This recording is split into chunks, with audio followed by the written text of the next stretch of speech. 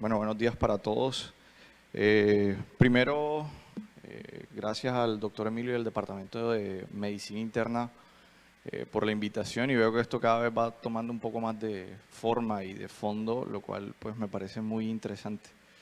Eh, digamos que uno de los enfoques más difíciles, y les digo difíciles por la forma en la que nosotros sistemáticamente nos han enseñado la medicina, es saber en qué momento debemos intervenir cada paciente. Alberto ahorita les estaba mostrando que puede existir la forma fácil de hacer las cosas o una forma un poco más complicada. Y realmente las guías lo que tratan o lo que intentan hacer es volver esto sistemático, que sea fácil de tomar decisiones. En los siguientes 20 o 25 minutos voy a intentar mostrarles lo fácil que puede ser la opción de empezar tratamientos que pueden modificar realmente la calidad de vida o los desenlaces del paciente a corto y a largo plazo. Empiezo por un caso clínico, un paciente joven de 42 años, no tiene ningún antecedente patológico, decide ir a consulta de manera, digamos, autónoma, sin ningún síntoma. Dice que quiere hacerse un control general. Es una persona que practica deporte más de 5 veces por semana. El índice de masa corporal es 24, o sea que está en metas, y tiene un examen físico normal, presión arterial normal, pulso normal, no tiene ningún dato adicional el paciente. Y en los exámenes médicos que le realiza de entrada, tiene este perfil lipídico. La primera pregunta sería, ¿quiénes del auditorio decidirían de una vez iniciarle al paciente estatinas? Levanten la mano.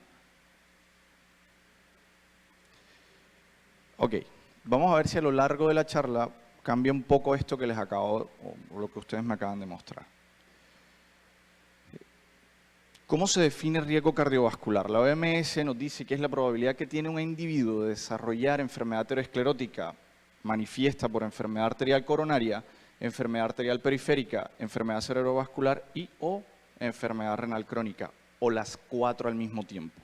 Eso quiere decir o una o varias. Eso nos convierte en un paciente de una sola enfermedad a multimórbido.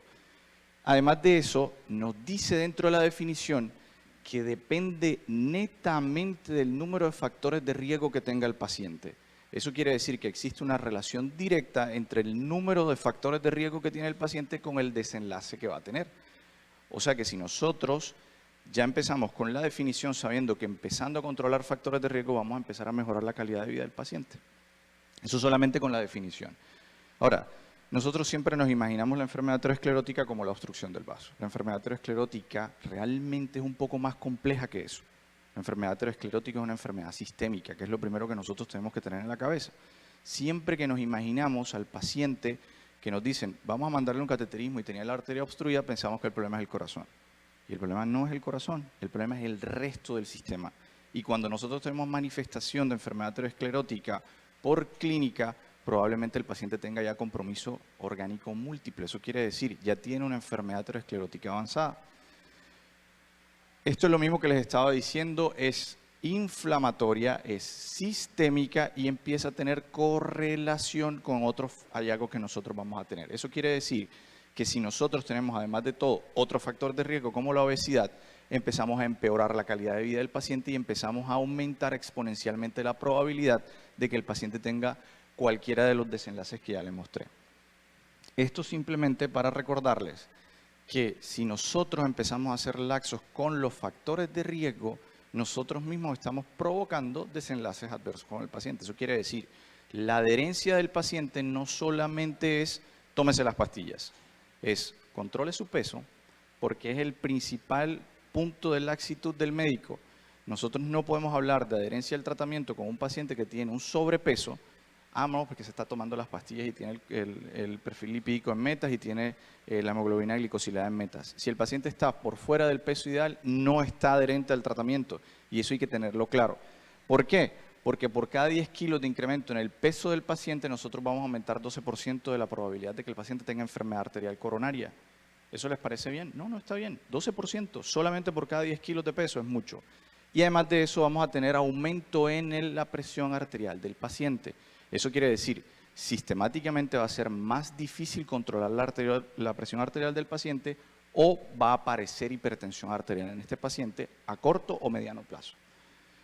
Lo mismo si lo vemos desde otro punto de vista, hablándoles de riesgo cardiovascular. Eso quiere decir, por cada unidad que aumente el paciente de índice de masa corporal, vamos a tener 4% aumento de riesgo de ACV isquémico, 6% de hemorrágico, 4% de desarrollo de fibrilación auricular y 5 y 7% de desarrollo de falla cardíaca. Esto lo tenemos claro. Ahora imagínense lo que hacemos si nosotros le decimos al paciente baje 10 kilos de peso o logran ustedes bajarle una unidad del índice de masa corporal. Son metas, ¿no? Esto es un resumen que nosotros debemos tener en la cabeza. Nosotros tenemos 3 tipos de comportamiento en esta gráfica que se refieren nada más a enfermedad arterial coronaria, pero que si nosotros la aplicamos a enfermedad aterosclerótica tiene exactamente el mismo efecto. Quiere decir, si nosotros tenemos un paciente que a pesar de que tenga factores de riesgo, entiendan bien esto, nosotros de manera precoz, aplicando buenos exámenes, como les estaba diciendo Alberto ahorita, aplicando una prueba de esfuerzo, aplicando un electrocardiograma, un ecocardiograma, o los exámenes de rutina, nos damos cuenta que el paciente resulta enfermo por sus factores de riesgo. Si nosotros hacemos una intervención y el paciente está asintomático clínicamente y hacemos intervención antes del primer desenlace, miren la sobrevida del paciente con un control estricto de los factores de riesgo. Eso quiere decir, el paciente le va a ir muy bien a largo plazo. Miren el paciente que tiene un control intermedio, pero que además de todo dejamos que apareciera el primer síndrome coronario agudo.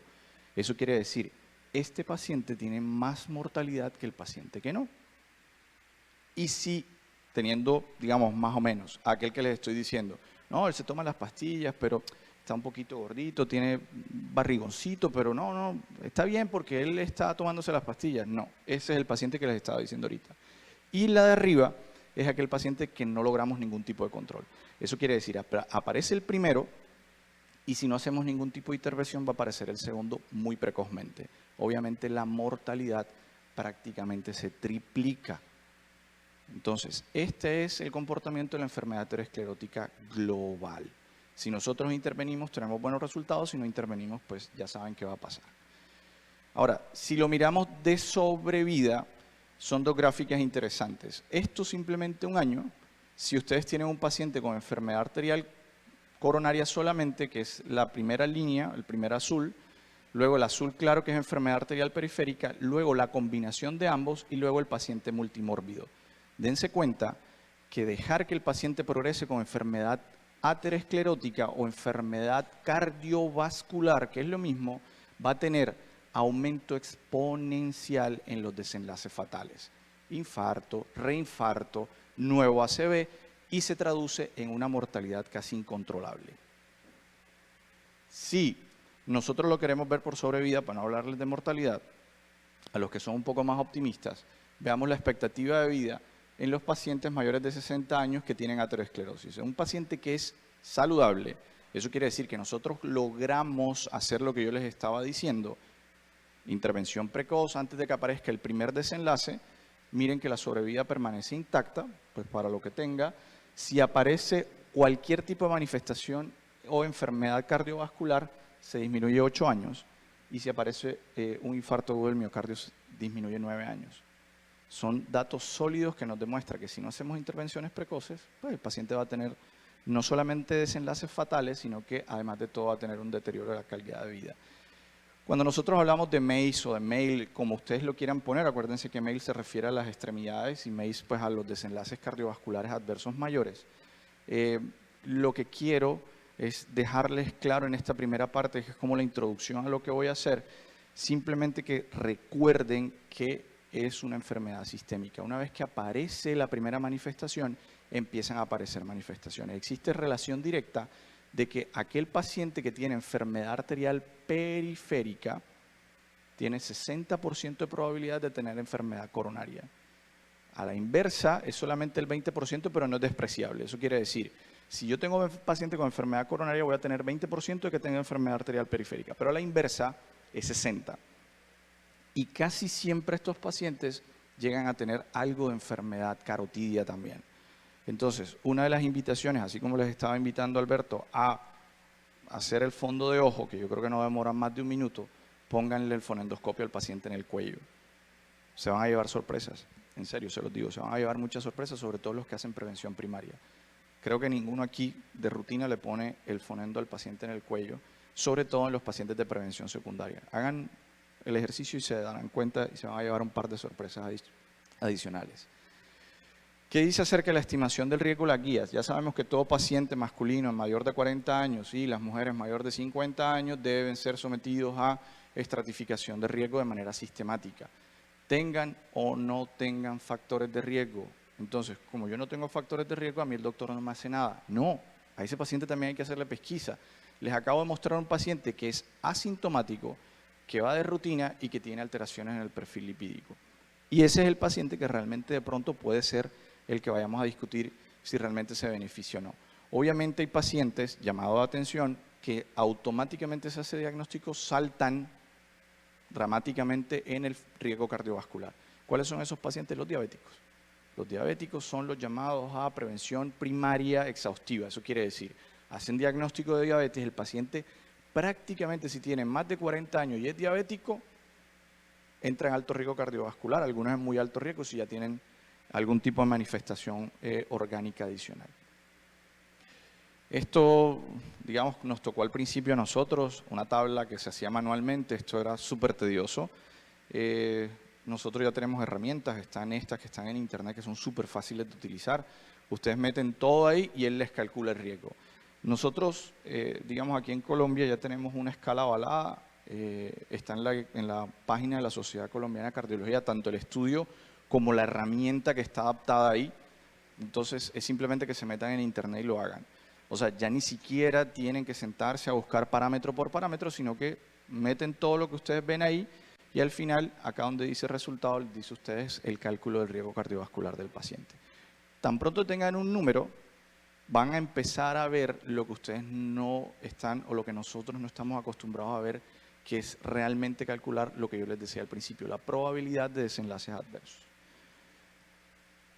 ¿Qué pasa? Les he estado hablando todo el tiempo de intervención, de intervención, de intervención. ¿Y qué pasa cuando nosotros realmente hacemos intervención? Este estudio es 2008, salió en el New England, y lo que les quiero dar a entender, a pesar de que la mayoría de estos pacientes son diabéticos, ojo, lo que quiero darles a entender es que si ustedes comparan una terapia que se denomina intensiva, que yo estoy en desacuerdo con que se llame así, porque si nosotros hacemos las cosas como son, ni siquiera debería ser intensiva, debería ser la terapia estándar, debería ser el famoso tratamiento médico óptimo. Eso ya, digamos, deberían reevaluarlo, pero si lo quieren poner así, a la terapia convencional, que es esa que les estoy diciendo, un poco más laxa, vamos a darle tiempo al paciente, no se preocupe, usted vuelve entre 3 meses, esos 3 meses se vuelven 1 año, el tipo se pierde porque está asintomático y cuando vuelve infartado. ¿Sí? Entonces, sabemos que nosotros podemos hacer una reducción de riesgo relativo cercano al 50%. ¿Eso les parece poco? O sea, van a salvar a 1 de cada 2 pacientes. Y eso es bastante. Ahora, 2008, donde las terapias eran, digamos, bastante interesantes, pero ahora tenemos muchísimas herramientas adicionales con medicamentos bastante interesantes y estoy seguro que si llegásemos a hacer un estudio así parecido, lo que vamos a tener es una reducción totalmente abismal. ¿Qué dice, además de todo, las guías con respecto realmente al uso o al análisis del perfil lipídico? Entonces, debe hacerse un análisis de perfil lipídico completo, colesterol total, HDL y LDL, en los pacientes para acceder al riesgo cardiovascular. Eso debe ser de rutina.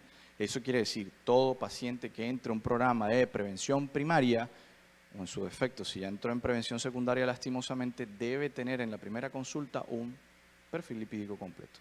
Eso es lo que les está diciendo la primera parte. Ahora, hay pacientes especiales, sobre todo los pacientes que tienen muy alto riesgo cardiovascular y o los pacientes diabéticos que además de todo debería, llevar la apolipoproteína B, que también en las guías de riesgo cardiovascular ahora lo acaban de meter como un número adicional para tener en cuenta en la intensificación de la terapia estatínica. Eso quiere decir, puede ser que el paciente tenga un LDL normal y tenga una apolipoproteína B alta y eso signifique seguir escalando, digamos, la terapia estatínica. Les recuerdo el cálculo del colesterol LDL por la ecuación de Friedewald, pero acá en particular quiero hacerle la salvedad. que es el hecho de que tiene una limitación si el valor de los triglicéridos es mayor de 200. Es imprecisa si es mayor de 200 y es inválida con un triglicérido mayor de 400. Realmente, si ustedes me preguntan a mí, yo todos los pido sistematizados. Esto, a menos de que estemos ahí, pero preferiría que lo haga la máquina, por una sencilla razón. Ese error de cálculo, ella lo quita. Entonces, pues digamos, si están en un IP, se los molestan con el tema de la facturación y todas estas cosas, tienen esta herramienta. Pero pues adicionalmente lo pueden hacer, que eso podría ser costo efectivo. Les recuerdo, digamos, la estratificación del riesgo que nos ponen bajo, alto o moderado, muy alto y extremo, dependiendo en qué condiciones clínicas esté el paciente. Digamos que la gran mayoría de pacientes entrarían en bajo o moderado en los de prevención primaria. Sin embargo, vuelvo y les repito, si ustedes ven este punto, que es el punto que yo les hablaba ahorita, diabético mayor de 40 años, con cualquier otro factor de riesgo y un LDL mayor de 70 es de muy alto riesgo. Entonces, ¿qué diabético mayor de 40 años tiene un perfil lipídico normal? Ahí podemos discutir un rato. De pronto no normal, pero sí con un LDL mayor de 70 estoy casi seguro. ¿Qué dicen las guías entonces ya entrando en decisiones terapéuticas? Las guías dicen que de manera, digamos, objetiva, con un grado de recomendación 1A, se recomiendan estatinas de alta intensidad a la dosis máxima tolerada para alcanzar metas establecidas en cada categoría de riesgo. Las categorías de riesgo se las acabo de mencionar y ya les voy a mostrar cuál es el objetivo terapéutico en cada una. Muy alto riesgo, que son todas las condiciones estas que les voy a poner acá. Digamos que no voy a ahondar mucho en esto, pero lo interesante de esto es prácticamente todos los pacientes que están en prevención secundaria. Ya los pacientes que no pudimos hacer nada y que llegaron con cualquier evento, un SB, enfermedad renal crónica avanzada, un infarto, y esos pacientes deben tener una reducción mayor del 50% del LDL basal con el que llegó, o realmente al final se traduce en intentar llegar a menos de 55 o 50, depende de las guías que ustedes lean, eso en particular como objetivo. Lograr primero, en la primera intención es reducir el 50% y a largo plazo llegar a esa meta de menor de 55 o 50. Alto riesgo, estas son las definiciones de alto riesgo, son pacientes que están en muy alto riesgo cardiovascular, pero digamos que están en ese borderline donde todavía no hay un daño establecido a órgano blanco, si lo hay, es inicial. ¿Qué dice entonces? Que debemos llevarlo al mismo 50% del valor inicial y lograr menos de 70 miligramos por decilitro. El riesgo moderado y el riesgo bajo son estos que están acá. Dense cuenta que sistemáticamente todos les dan el score de riesgo adaptado. Eso quiere decir, nosotros por número, si no quieren leer todo el resto de las cosas que están ahí, por número sabemos exactamente si el paciente está en cualquiera de estas escalas. Y en el riesgo moderado menor de 100 y en el riesgo bajo menor de 116, que es lo que dicen las guías. Ahora, quiero recordarles con esto que nosotros tenemos un metabolismo intrínseco del colesterol. Más allá de ponerme a explicar realmente qué es lo que sucede, acuérdense que es un metabolismo netamente hepático o, en particular, digamos, intrínseco a nosotros. Lo más interesante de esto, creo que me quedó un poco más adelante o no salió. Lo que sí quería darles a entender, no me salió. Bueno, no sé qué le pasó a la diapositiva. Es entender que la producción endógena de colesterol es del 70%. Nosotros solo hacemos una toma o un ingreso del 30% del colesterol que nosotros vamos a procesar. Eso quiere decir, nosotros de base, con la alimentación, podemos cambiar, pero entender que no vamos a cambiar el colesterol o el perfil lipídico con solamente hacer un mes de dieta. Primero, el colesterol se demora por todo el mecanismo que yo les estoy mostrando acá en empezar a modificarse después de 3 o 6 meses de haber empezado un cambio en la dieta. Primero. Segundo, hay personas que a pesar de que hagan dietas no van a mejorar el perfil lipídico por componentes familiares o componentes genéticos. Probablemente de esto de acá. Hablándoles del mecanismo de acción, acuérdense que las estatinas están a este nivel, simplemente inhiben la progresión o la formación de colesterol a nivel de la HMG-CoA reductasa, en términos generales. Acuérdense que la inhibición de esto también produce otro tipo de efectos adicionales. Un resumen realmente de esto. La idea de esto les voy a mostrar porque las diapositivas siguientes son bastante interesantes. Y es el hecho de conseguir algo que se llama intensidad alta, intensidad media, intensidad baja. Primero, casi ningún paciente debe estar en intensidad baja. Se los voy a demostrar por qué. Y intensidad media y intensidad alta depende del tipo de patología y depende del tipo de paciente que nosotros tengamos. Cada una de las que están aquí, algunas no están en Colombia, pero digamos que nosotros tenemos estas dos que son de alta intensidad y tenemos otras, digamos, de intensidad media. Las recomendaciones para el monitoreo lipídico es una de las cosas o el caballito de batalla que quiero darles a entender. Hacer las modificaciones en los pacientes que tienen alto riesgo cardiovascular o muy alto riesgo es la forma en la que ustedes van a cambiar la historia de estos pacientes. Entonces, dice la guía que ustedes deberían hacer, después de haber empezado el tratamiento, un control antes de la 8ª semana. Eso quiere decir dentro de 2 meses. ¿Sí? Si el paciente es de muy alto riesgo cardiovascular y es multimórbido, lo podrían hacer a la 4ª semana. Eso quiere decir dentro del mes siguiente. Y luego para ajuste de tratamiento exactamente igual. Cada 8 semanas, ellos dicen más o menos 4, pero realmente creo que 12 semanas es bastante tiempo, teniendo en cuenta, depende, como les digo, el perfil del paciente. Así que, digamos, cuando ustedes, si nosotros mentalmente nos trazamos una meta, como yo se las acabo de poner, la idea es hacerlo en 8 o menos. Eso quiere decir 2 meses o 1 mes. Le piden el perfil lipídico al paciente y esto es una de las cosas en donde yo a mis estudiantes, tanto residentes como estudiantes de pregrado, le digo, esto es uno de los mitos. El famoso cada 3 meses no sé dónde salió. Y todas las patologías es cada 3 meses. Venga, cada 3 meses. Nosotros, 3 meses. Eso, 3 meses, ¿pero por qué? ¿Quién dijo 3 meses? No, el doctor Alcalá lo manda cada 3 meses. Ah, bueno, entonces yo lo mando 3 meses también. Pero si las guías dicen algo diferente, nadie le para bola. Entonces, mito. Y el mito hay que irlo cortando porque eso no sirve. Esto era una de las cosas que quería mostrarle. Miren que la reducción del LDL en 1 milimol por litro reduce la probabilidad de cardiopatía isquémica y accidente cerebrovascular de 24 a 25% respectivamente. Esto es un dato que ustedes tienen que tener bien metido en la cabeza. O sea, las estatinas sirven, ¿sí? Digamos que desde el punto de vista de riesgo cardiovascular, nosotros tenemos herramientas y tenemos resultados. Ahora, si eso les parece poco, digamos, en resultado absoluto, se lo voy a mostrar.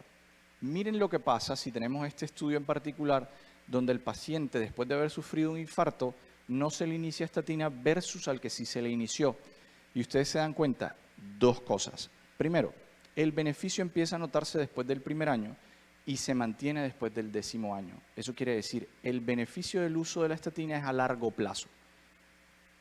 ¿Quién va a suspender un medicamento que les muestra resultados a largo plazo? Nadie. No es que tiene el LDL normal, sí, porque es que tú querías llevarlo allá. Es como si me dijeran que van a suspender la medicación de la diabetes porque tiene la hemoglobina glicosilada por debajo de 6,5. Y si alguien lo suspende, pues digo que aquí estamos equivocados. Y esto es una de las razones por las cuales no se debe suspender. Se solidifica el beneficio de las estatinas después del 5º año y se mantiene en el tiempo. Esto es lo que lo muestra. Y ustedes lo pueden comparar a aquel paciente que no la recibió sobre el que sí la recibió. Y la muestra fueron 64,000 pacientes. O sea, no es algo despreciable. Lo que les hablaba de baja intensidad y de alta intensidad. Ahora, comparemos las estatinas entre ellas para ver si existe alguna diferencia. Y nosotros tenemos en pacientes que han tenido desenlaces adversos la tasa de eventos tardíos. Eso quiere decir también en tiempo que pasa después de que nosotros tenemos al paciente, probablemente en el tiempo. Y si ustedes se dan cuenta, tiene una reducción del riesgo relativo cercana al 50%, exactamente 42%. El hecho de utilizar una estatina de baja intensidad sobre una de alta intensidad. Eso quiere decir, entre más agresiva sea la terapia, ustedes van a tener mejores resultados. Volvemos a lo mismo. Eso era la razón por la cual les decía que la de baja intensidad prácticamente no se debería utilizar basado en este tipo de resultados. 42% entre las 2 estatinas. Esto es Recorderis, volvemos a lo mismo, ya saben, extremo 50, muy alto 70, alto moderado 100 y bajo 116 o 130, depende de la bibliografía que ustedes quieran utilizar. ¿Qué pasa si nosotros ya empezamos la estatina y la llevamos a lo que decía la primera indicación, que era llevar al paciente la dosis máxima tolerada y el paciente sigue con las metas altas? Entonces adicionamos ezetimibe. El ezetimibe ya ustedes saben que trabaja en el tema de absorción y no en un tema intrínseco del metabolismo del colesterol. Lo que vamos a evitar es eso. Está este estudio, que fue la combinación entre, digamos, una estatina y la terapia combinada con ezetimibe, y ya sabemos que tuvo resultados adecuados. Además de eso, de manera sistemática, a los que creen que tener un colesterol bajo no es beneficioso, nosotros tenemos el Improved, que es el que les acabo de mostrar, el Fourier, que es el Evolocumab con dosis de estatinas altas, y además de eso el Odyssey, que es el Alirocumab, que son inhibidores del PCSK9, que ya les voy a mostrar, y además de eso, pues ya un metaanálisis de las estatinas que sistemáticamente les he mostrado que sí sirven, y dense cuenta que si nosotros queremos ver desenlaces, todos tienen disminución del riesgo relativo de muerte y desenlaces fatales para el paciente. Entonces son terapias que sirven, y llegar al punto adecuado con este tipo de pacientes es lo que debemos hacer.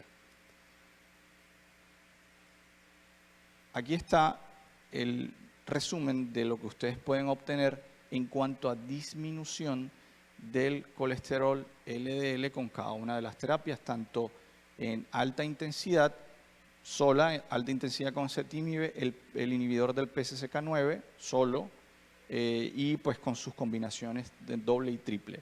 Dense cuenta que la triple le va a bajar el 85% del colesterol LDL.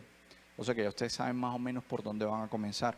Eso quiere decir, casi nunca, palabras textuales, deberían comenzar con una dosis baja de estatina. Deberían intentar llegar a una dosis alta. Ya se los mostré en diapositivas anteriores.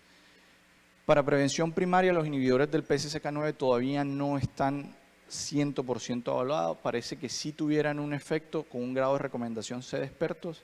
En este momento hay 2 estudios en fase 3 con un medicamento que se llama Inclisiran y otro de MSD que no me acuerdo el nombre, en donde ya empezaron a trabajar pacientes con inhibidores de PCSK9 como monoterapia en prevención primaria, y parece ser que tiene resultados bastante interesantes. En prevención secundaria, en pacientes de muy alto riesgo, están recomendados si los pacientes no alcanzan metas, y nosotros, además de eso, tenemos que tener en cuenta otro tipo de factores de riesgo para tomar decisiones adicionales. Esto es, digamos, la forma en la que trabajan los inhibidores del PCSK9.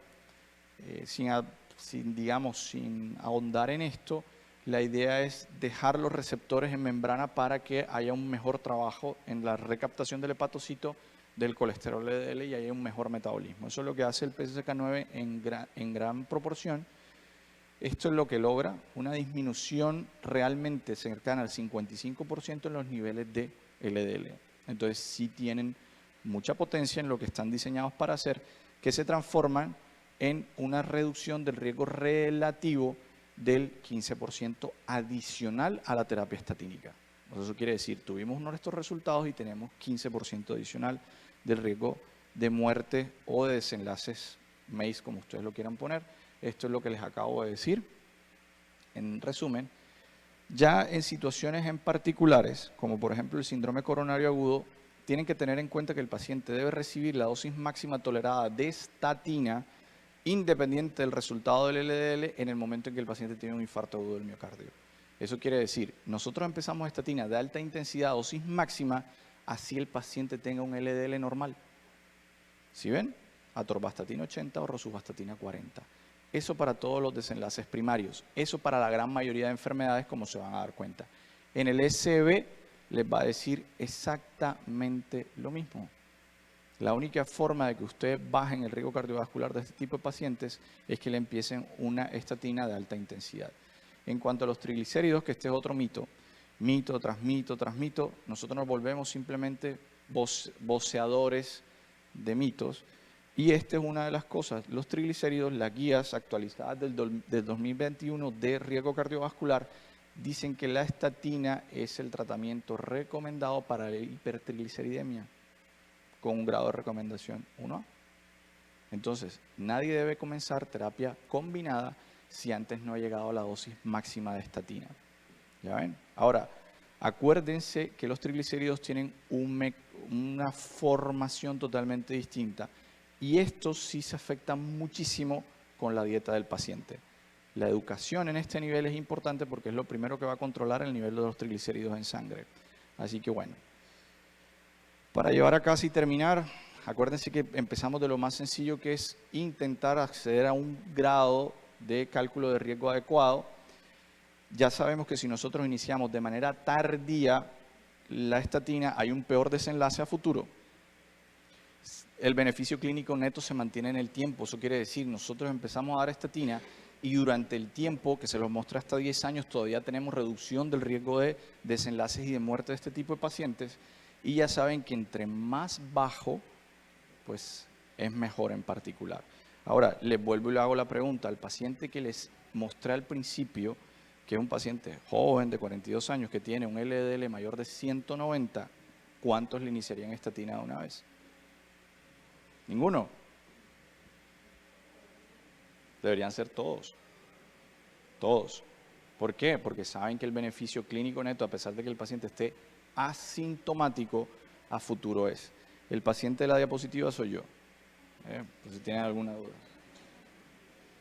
Muchísimas gracias.